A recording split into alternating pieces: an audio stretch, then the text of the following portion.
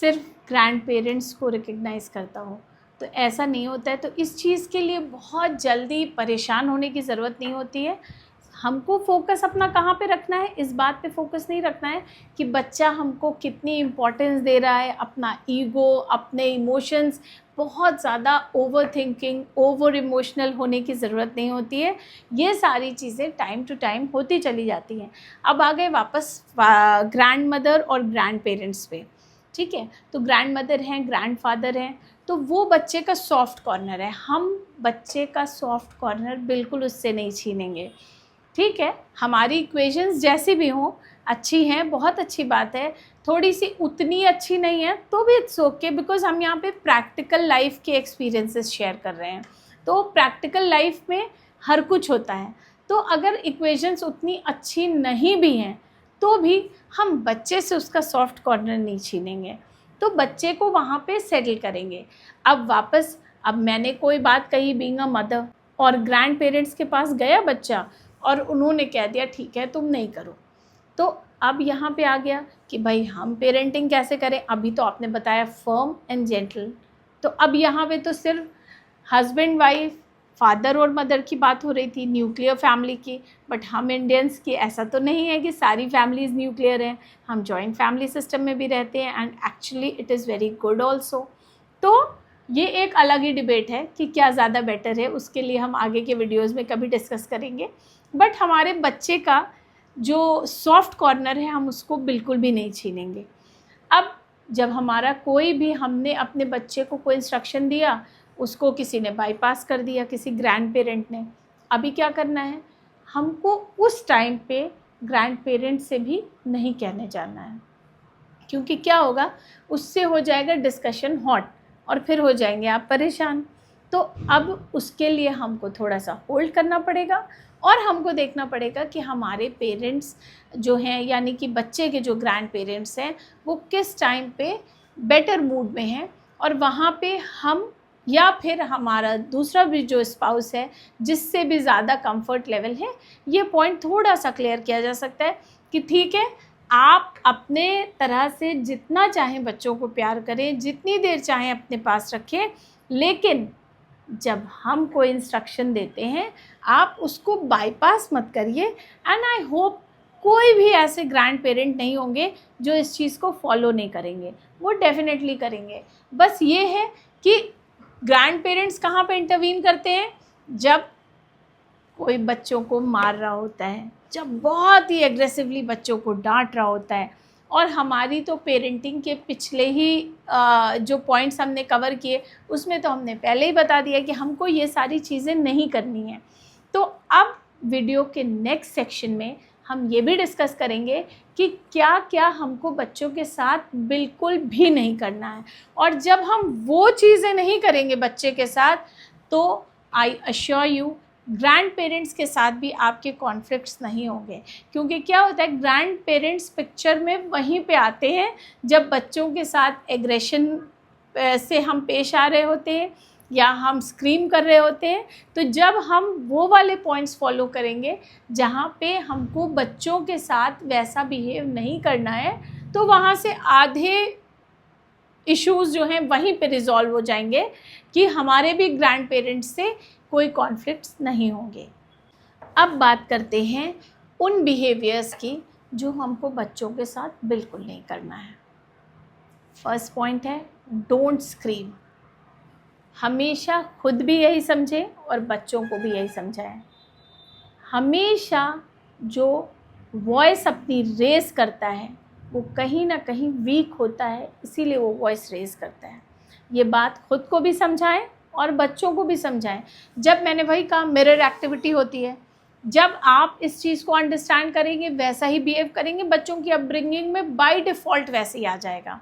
तो हमेशा याद करें, वॉइस वही रेस करता है जो कहीं ना कहीं अपने को वीक फील कर रहा होता है या लो इन कॉन्फिडेंस होता है, या फिर उसको लगता है कि उसकी बात में इतना दम नहीं है, इसलिए वो इतना रेस करके वॉइस को बोल रहा है। अगर हमारा कंटेंट अच्छा है, जैसे हमने बताया कि अगर हमारे वीडियो का कंटेंट अच्छा है, उसी तरह से अगर हमारे पेरेंटिंग के या हम जो भी पॉइंट अपना रख रहे हैं, अगर हमारा कंटेंट अच्छा है तो हमको बहुत ज़्यादा शोर मचाने की ज़रूरत नहीं पड़ेगी। हम जेंटली भी जब अपनी बात कहेंगे तो वो सीधे आप तक पहुंचेगी। और उसी तरह से आप भी बीइंग अ पेरेंट, जब आप जो कह रहे हैं वो बात सही होगी, ज़रूर सुनी जाएगी और समझी जाएगी। तो उसके लिए वॉइस रेज नहीं करना है और बच्चों को भी यही ट्रेनिंग देनी है। इसलिए सबसे पहले खुद ही स्क्रीम नहीं करना है बच्चों के साथ। नेक्स्ट पॉइंट है हमारा, never give up in front of your child. क्या होता है, बहुत सारी सिचुएशंस लाइफ में आती हैं, हर कुछ हैप्पी नहीं होता है, बहुत सारे सर्कमस्टांसेस चेंज होते हैं, बहुत सारी सिचुएशंस आती हैं और एक साइलेंट ऑब्जर्वर जो होता है वो हमारा बच्चा होता है। हर टाइम तो हम बच्चों के बारे में सोचते नहीं हैं। कोई बड़ी सिचुएशन आई तो हमने तो डायरेक्ट उसके बारे में सोचा, उस वक्त हमको ख्याल ही नहीं है, इस चीज़ का ध्यान ही नहीं है हमको कि हमारा बच्चा हमको ऑब्ज़र्व कर रहा है, हमको फॉलो कर रहा है। तो हम अपने हिसाब से रिएक्ट कर रहे हैं, जिस भी तरह से हमको रिएक्ट करना है हम वैसे रिएक्ट कर रहे हैं। वो सारी लर्निंग्स हमारा बच्चा ले रहा है। तो हमेशा ये समझें, अगर हम अपना एटीट्यूड पॉजिटिव रखेंगे, नेवर गिव अप। अगर हमारा बच्चा यही देखेगा थोड़ी सी प्रॉब्लम आई, मम्मा पापा ने सरेंडर कर दिया, तो वो भी क्या सीखेगा, सरेंडर कर देगा। या फिर अगर हमारे बच्चे ने अपने टैंट्रम्स दिखाने लगा, जैसे मैंने छोटे बच्चों की बात करती हूँ कि अगर मैंने कोई टॉय दिया, उसने खेला मगर उसने फिर मेरा फ़ोन ले लिया, उसने बोला नहीं मैं तो इसी से, मैं इसी को ठक ठक ठक करूँगा, मैं यही खेलूँगा। ये रियल लाइफ सिचुएशंस हैं। अब यहाँ पे क्या बच्चे ने जैसे टैंट्रम्स थ्रो किया, ओके ओके ओके ले लो, नहीं, never give up in front of your child. आपको प्यार से ही समझाना है, बी जेंटल, बट बेटा I have to take this, I know you want this but right now I have to take this. हम इसके बारे में आपको, अच्छा ओके, मैं आपको, आप ये अभी करो, मैं अपना वर्क कंप्लीट कर लेता हूँ या मैं अपना ये कॉल कंप्लीट कर लेती हूँ, फिर मैं देती हूँ। फिर थोड़ी बात सुननी पड़ती है बच्चों की, मगर उसी टाइम पे नहीं, otherwise child will get this habit कि मैंने टैंट्रम थ्रो किया और मेरा काम हो गया। अब मेरा तो प्री स्कूल है, मैं बताती हूँ। तो मेरे स्कूल में क्या होता है, जब न्यू एडमिशन्स होते हैं तो बच्चे धीरे धीरे सेटल होते हैं। और इनिशियली जब भी पेरेंट्स मेरे यहाँ विज़िट करते हैं तो हर पेरेंट ये कॉम्प्लीमेंट दे के जाता है कि मैम आपके पूरे स्कूल में कोई भी एक बच्चा रो नहीं रहा है। टचवुड हमारे बच्चे रोते नहीं हैं, बहुत खुश रहते हैं। उसका रीज़न क्या होता है, अगर जो बच्चा जिस दिन आता है, अब मदर को छोड़ के आया तो वो उस दिन तो रोता है।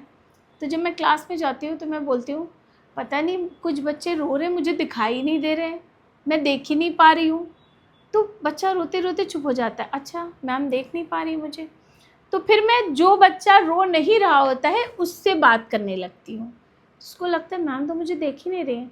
मैं कहती हूँ मैं क्या करूँ, आई एम सो सॉरी, मुझे रोने वाले बच्चे तो दिखाई ही नहीं देते हैं और सुनाई भी नहीं देते हैं। तो फिर धीरे धीरे उनको ये समझ में आने लगता है। एंड बिलीव मी, इतने छोटे बच्चे 3rd 4th डे से ये बात समझ जाते हैं बहुत अच्छी तरह से कि अगर हम रोएंगे तो मैम हमसे कम्युनिकेट नहीं करेंगी, अगर हम स्क्रीम करेंगे तो मैम हमसे कम्युनिकेट नहीं करेंगे। तो जब ये मैसेज हमारे इतने छोटे बच्चे रिसीव कर लेते हैं तो डेफिनेटली आपके भी बच्चे इस बात को समझेंगे और अंडरस्टैंड करेंगे। Don't counter when your child is angry. बड़ी इंपॉर्टेंट बात है। बच्चा आया, मैं तो स्कूल के बारे में बता सकती हूँ, एकदम आया, ये फेंका वो फेंका, हाइपर एक्टिव। बच्चे आजकल हाइपर एक्टिव हो भी रहे हैं थोड़ा, इस कुछ रीज़न्स ऐसे हैं, एक एनवायरनमेंट ऐसा है, फूड हैबिट्स कह लीजिए, ओवरऑल एनवायरनमेंट कह दीजिए, जो कुछ भी कहिए, अब जो कुछ भी है बच्चे, और या फिर उनकी एनर्जी जो है वो पॉजिटिवली यूज़ नहीं हो पा रही है, ये भी एक बहुत बड़ा रीज़न है। तो बच्चे एग्रेसिव बहुत हैं और बच्चे हाइपर एक्टिव बहुत हैं।